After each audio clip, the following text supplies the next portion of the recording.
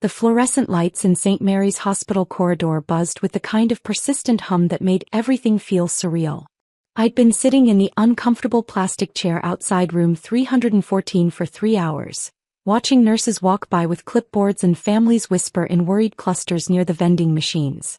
When my sister Victoria finally emerged from Dad's room, her designer heels clicked against the linoleum with the sharp precision of someone who'd made a decision. Michael. She didn't sit down, just stood there in her perfectly tailored business suit, looking down at me like I was something unpleasant she'd found on her shoe. How is he? I asked, standing up. Through the glass window I could see Dad connected to various machines, his usually robust frame looking smaller under the hospital blankets. He's stable. For now. Victoria crossed her arms. But we need to talk. Okay. Mom, David and I have been discussing the situation. We think it's better if you don't visit anymore. I blinked. What? You heard me. Don't visit Dad. Don't call. Don't show up at the house. You're dead to us. The words hit like a physical blow. Victoria, what are you talking about? He's my father too. Is he? Her voice was cold, calculated. Because fathers usually leave something to their children in their wills. Fathers usually don't completely cut one son out of the family business. Fathers usually don't refuse to even acknowledge one son's existence in family photos. I felt my chest tighten. It was true that Dad and I had been estranged for the past 5 years, ever since I'd walked away from Fletcher and Associates, the accounting firm he'd built from nothing. Since I'd told him I was starting my own company instead of taking over his legacy. He's been asking for you, I said quietly. No, he hasn't. Victoria's smile was sharp. He's been delirious from the medication. The nurses said he's been calling for someone named Michael, but David and I explained that he doesn't have a son named Michael anymore. You told the nurses that Michael Fletcher died 5 years ago when he abandoned his family. I stared at my sister, this woman who used to braid friendship bracelets for me when we were kids, who used to sneak me extra dessert when Mom wasn't looking. Now she was standing in a hospital corridor telling me I was dead to them. Victoria, I know we've had our differences, but... Differences? She laughed, but there was no humor in it.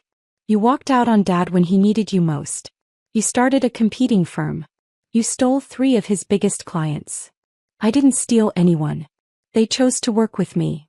Same thing. She checked her watch, a Cartier that probably cost more than most people's cars. Look, I don't have time for this. Mom's flying in from Phoenix, David's handling the business and I'm managing Dad's medical care. We don't need complications. Complications? You, Michael. You're a complication we can't afford right now. I nodded slowly, processing what she was really saying. This is about the business, isn't it? You're worried that if Dad recovers he might want to reconcile. Might want to bring me back into the company. Victoria's expression didn't change, but I saw something flicker in her eyes. Confirmation. There's nothing to bring you back to, she said. You made your choice 5 years ago. What if I want to see him anyway? Then you'll be arrested for trespassing. I've already spoken to hospital security. She turned to walk away, then paused. Oh, and Michael, don't bother trying to contact any of us. We've changed our numbers. I watched her walk down the corridor, her heels clicking out a rhythm that sounded like finality. Through the window I could see Dad sleeping, the heart monitor beeping steadily beside his bed. I stood there for another 10 minutes just watching him breathe. Then I walked to the elevator, pressed the button for the ground floor and left St. Mary's Hospital. But I didn't go home. Instead, I drove to my office in downtown Chicago, a sleek space on the 40th floor of the Merchandise Mart that overlooked the Chicago River. Fletcher Financial Consulting had grown beyond anything I'd imagined when I'd started it 5 years ago. What had begun as a one-man operation had evolved into one of the most respected financial consulting firms in the Midwest. My assistant Sarah looked up as I entered. Michael? I thought you were taking the day off. Change of plans. Can you get me the Morrison account files? The hospital chain? Of course. She paused. Is everything okay? You look. I'm fine. Just need to review some contracts. 30 minutes later, I was sitting in my office with the Morrison Healthcare files spread across my desk. Morrison Healthcare owned 12 hospitals across Illinois, including St. Mary's. 3 years ago, when they'd been facing bankruptcy due to a Medicare fraud scandal, I'd helped restructure their debt and create a financial recovery plan that had saved the entire chain. More importantly, I'd personally guaranteed a $50 million line of credit that had kept their doors open during the federal investigation. I picked up my phone and dialed. Morrison Healthcare, this is Jennifer. Jennifer, this is Michael Fletcher from Fletcher Financial Consulting. I need to speak with CEO Harrison Morrison immediately. Of course, Mr. Fletcher. Let me transfer you. Harrison answered on the second ring. Michael, how are you? I was just thinking about calling you. The Q3 numbers look fantastic. Harrison, I need a favor. Anything. You saved our asses 3 years ago. What do you need? I need patient information for someone at St. Mary's. Room 314. Robert Fletcher. There was a pause. Robert Fletcher. Any relation? My father. I see. And you need? I need to know who's listed as his medical power of attorney, who's authorized to make decisions, and who has access to his medical information. That's a pretty specific request, Michael. Harrison, do you remember what I told you 3 years ago when I guaranteed that line of credit? You said we were partners now. That's right. Partners help each other. 20 minutes later, Harrison called me back with information that made everything clear. Victoria had indeed been granted medical power of attorney. But more interesting was the insurance situation. Dad's medical bills were being covered by a combination of Medicare and a supplemental policy through Fletcher and Associates. The same Fletcher and Associates that, according to my sources, had been struggling financially since I'd left. I made another call, this one to my banker. Michael Fletcher for Patricia Wong, please. Mr. Fletcher. How can I help you today? Patricia, I need you to check something for me. The Fletcher and Associates business account. What's their current balance? I can't give you specific information about another company's account, you know that. What if I told you I'm considering a potential acquisition? Well, in that case. I could hear her typing. Let's see. Fletcher and Associates has a current balance of negative $847,000. They're significantly overdrawn, and we've been in discussions about foreclosure on their business loan. What about their line of credit? Maxed out at $2.3 million. They've been in default for 6 months. I thanked Patricia and hung up, pieces of the puzzle falling into place. My family's business was failing. Dad's medical bills were probably astronomical. And they needed me gone to avoid any potential claims on the company assets. But they'd made one crucial mistake. I called St. Mary's directly. Patient billing, this is Carol. Carol, this is Michael Fletcher. I'm calling about my father, Robert Fletcher, in room 314. I'm sorry, sir, but I can't discuss patient information unless you're authorized. Actually, I think you'll find that I am authorized. Can you pull up his file? I waited while she typed. Oh. Her voice changed. Mr. Fletcher, I apologize. I see you're listed as the primary guarantor for Mr. Robert Fletcher's account. That's correct. Is there something specific you need to know? What's the current balance on his account? As of today, $127,000. But that's just the first week. Considering his condition and the projected length of stay. I understand. Carol, I need you to do something for me. I need you to change the authorization on that account. What kind of change? Remove Victoria Fletcher and David Fletcher from any decision-making authority. I want all medical and financial decisions to go through me exclusively. Sir, that's a significant change. Are you sure? I'm absolutely sure. And Carol, I want you to flag the account for immediate attention if anyone else tries to make changes. Of course, Mr. Fletcher. I hung up and leaned back in my chair looking out at the Chicago skyline. My family had just made the biggest mistake of their lives. My phone rang an hour later. Unknown number, but I answered anyway. Michael Fletcher. Mr. Fletcher, this is Dr. Sarah Kim from St. Mary's Hospital. I'm your father's attending physician. Dr. Kim. How is he? That's what I'm calling about. Your father's condition has deteriorated. We're looking at the possibility of emergency surgery, but we need authorization from the person responsible for his care. What kind of surgery? A cardiac procedure. It's risky, but without it. She paused. Mr. Fletcher, your father may not survive the night. Do whatever you need to do. I'm on my way. Actually, sir, there's a problem. There are people here claiming to be your father's family, but according to our records, you're the only authorized contact. They're demanding access and it's creating a difficult situation. I smiled grimly. Dr. Kim, I'll be there in 20 minutes. Until then, hospital security has my permission to remove anyone who's not authorized to be in my father's room. The drive to St. Mary's took 18 minutes through downtown Chicago traffic. When I arrived, I could see Victoria, David, and my mother clustered around the nurse's station, clearly agitated. My mother saw me first.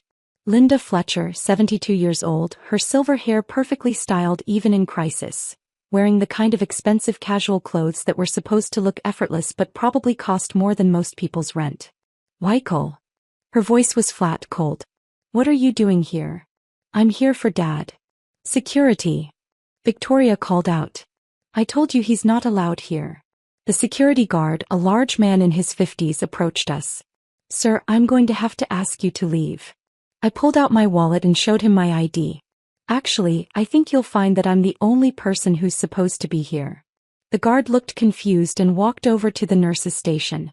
I could see him having a quiet conversation with one of the nurses, who checked something on her computer and nodded. He walked back over to my family. I'm sorry, but I'm going to have to ask all of you to leave. Mr. Michael Fletcher is the only authorized visitor for the patient in room 314.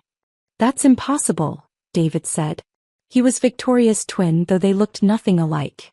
Where she was sharp and polished, he was soft and rumpled, the kind of man who'd always relied on others to solve his problems. Sir, it's what our records show. Victoria's face was turning red. There's been a mistake. I have medical power of attorney. Actually, I said quietly, you don't anymore. She spun around to face me. What did you do? I exercised my rights as the primary guarantor of Dad's medical expenses. Primary guarantor? My mother's voice was barely a whisper. That's right, Mom. I've been paying for Dad's medical insurance through my company for the past 3 years. Ever since Fletcher and Associates defaulted on their business insurance. The silence in the hospital corridor was deafening. Other families walking by were starting to stare at the scene unfolding near the nurse's station. You had no right, Victoria said. I had every right. I've been covering Dad's medical expenses, his life insurance, even the mortgage on the family house since your business started failing. David found his voice. That's not true. I pulled out my phone and showed them my banking app, scrolling to the automatic payment section. Fletcher and Associates medical insurance, $3,400 per month. Robert Fletcher life insurance, $1,200 per month. Mortgage payment for 1247 Elm Street, $4,800 per month. My mother sank into one of the plastic chairs. Michael, I don't understand. 3 years ago, when Fletcher and Associates started having financial problems, Dad called me. Not to apologize, not to ask for reconciliation, but to ask for money. He said the business was in trouble and they couldn't afford the insurance payments. He never told us that, Victoria said, but her voice was weaker now. Because he was embarrassed. Because admitting that he needed help from the son he'd disowned would have been humiliating. So you've been paying for everything? My mother asked. Not everything. Just the important stuff. The stuff that would have destroyed him if it had been repossessed or cancelled. Dr. Kim appeared at my elbow. Mr. Fletcher? We need to discuss your father's surgery. Of course. I looked at my family. You can wait here, but I want to be clear about something. I'm making the medical decisions now. I'm paying the bills. And I'm the one who'll decide who gets to visit. I followed Dr. Kim down the corridor, leaving my family in stunned silence. The surgery took 4 hours. I spent most of it in the waiting room drinking terrible coffee and thinking about the phone call I'd received 3 years ago. Dad's voice, quieter than I'd ever heard it, asking if I could help with some temporary financial difficulties. I'd said yes without hesitation, even though we hadn't spoken in 2 years at that point. Even though he'd told everyone I was dead to him when I'd started my own firm. Victoria, David, and my mother had disappeared sometime during the second hour. I assumed they'd gone home to regroup, to figure out how this new reality affected their plans.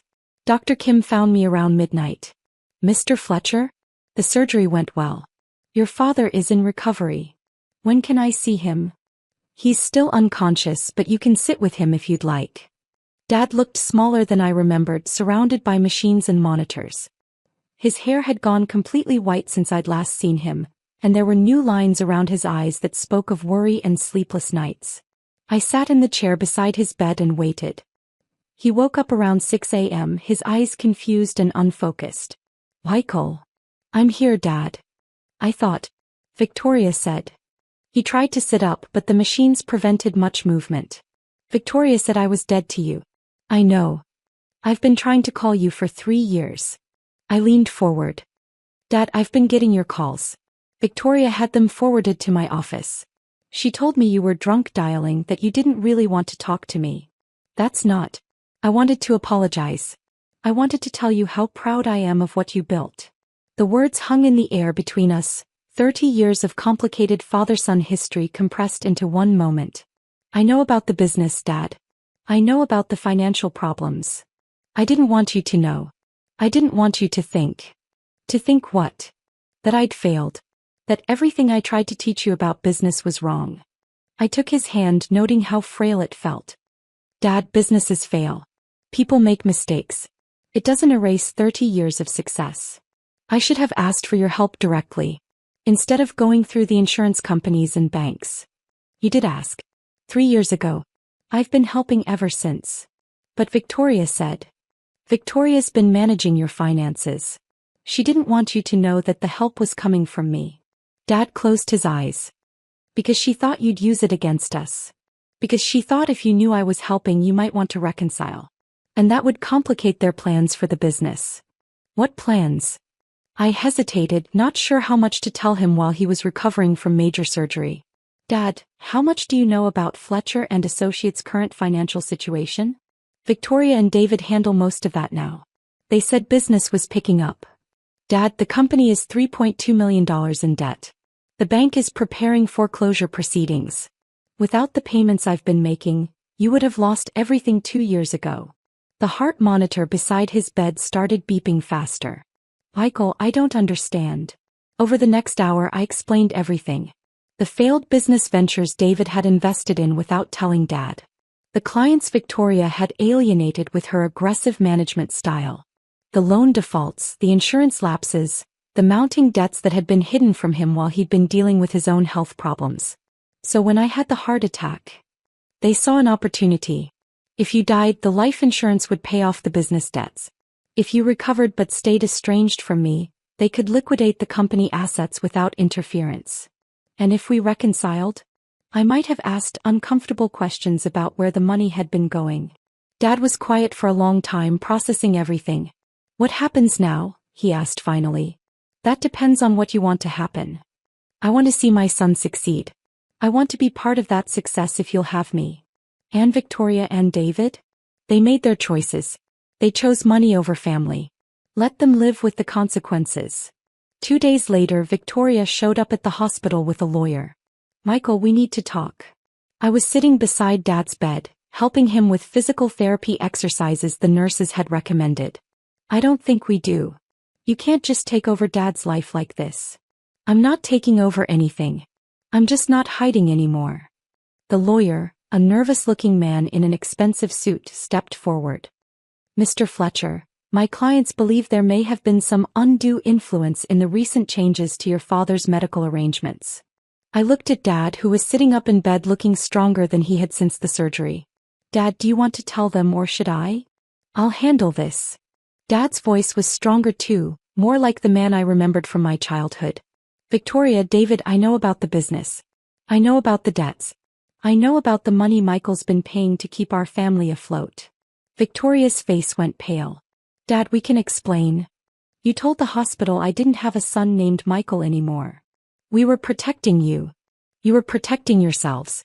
You were hoping I'd die so the life insurance would solve your financial problems." The lawyer cleared his throat. "Mr. Fletcher, those are serious accusations." "They're not accusations. They're facts." Dad reached for the folder of financial documents I'd brought him. "I've reviewed 3 years of bank statements, loan applications, and business records. My company has been systematically looted by my other 2 children while my 3rd child kept us from losing everything." David finally spoke up. "Dad, we were trying to save the business. By stealing from it? By forging my signature on loan applications? by lying to creditors about our assets. We were going to pay it back. With what? Victoria, your salary alone was $200,000 a year from a company that was losing money every month. Victoria tried one more time. Dad, if you'd just listen. I'm done listening. Michael, what do you need from me? Over the next week we restructured everything. Fletcher and Associates was dissolved. Its remaining assets transferred to pay creditors. Dad came to work for Fletcher Financial Consulting as a senior advisor, bringing decades of experience and a list of contacts that had remained loyal to him personally rather than to his company. Victoria and David were cut off completely. No family money, no business support, no access to Dad's medical information or legal affairs. 6 months later, Dad and I were having lunch in my office, reviewing the quarterly reports that showed Fletcher Financial Consulting was now the fastest-growing financial services firm in Chicago. Any regrets? I asked. About Victoria and David? About any of it. Dad looked out the window at the Chicago River, where boats were carrying tourists on afternoon cruises. I regret that it took a heart attack for us to have an honest conversation. I regret that I let pride keep us apart for 5 years. But I don't regret learning who my children really are. They were scared, Dad. People do desperate things when they're scared. They were greedy, Michael. There's a difference. A year later, Victoria called my office. Sarah told me she'd seemed nervous, asking if there was any chance I might consider a meeting. I thought about it for a long time. Then I told Sarah to give her my personal number. Michael. Victoria's voice was smaller than I remembered. Victoria. I wanted to apologize. Okay.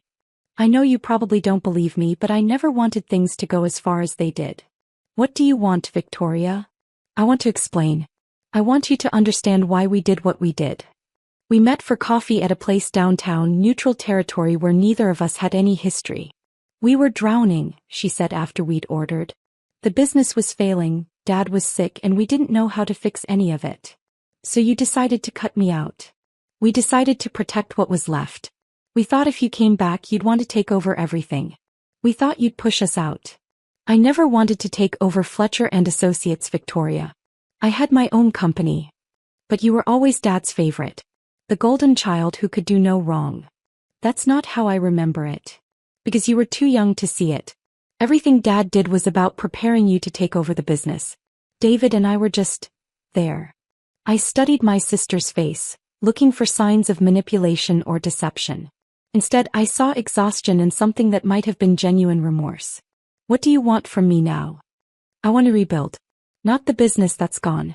But maybe we could rebuild the family. What about David? David's getting help. For the gambling, for the drinking. He knows he screwed up. And you? I'm working for a nonprofit now. Financial literacy programs for low-income families. It doesn't pay much, but it's good work. We talked for 2 hours. It wasn't forgiveness exactly, but it was a start. Victoria would never again have access to family finances or business decisions, but she was still my sister. Still someone I'd grown up with, learned from, loved despite everything. Dad was skeptical when I told him about the meeting. She hurt you, Michael. She hurt all of us. I know. But she's also family.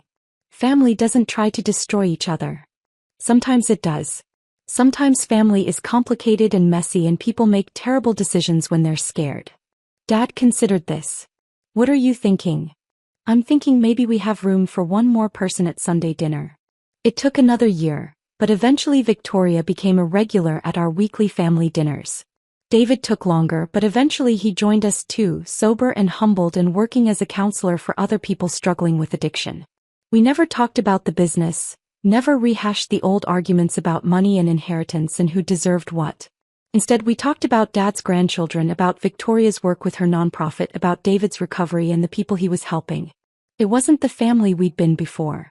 It was something different, something built on truth rather than assumptions, on forgiveness rather than pride.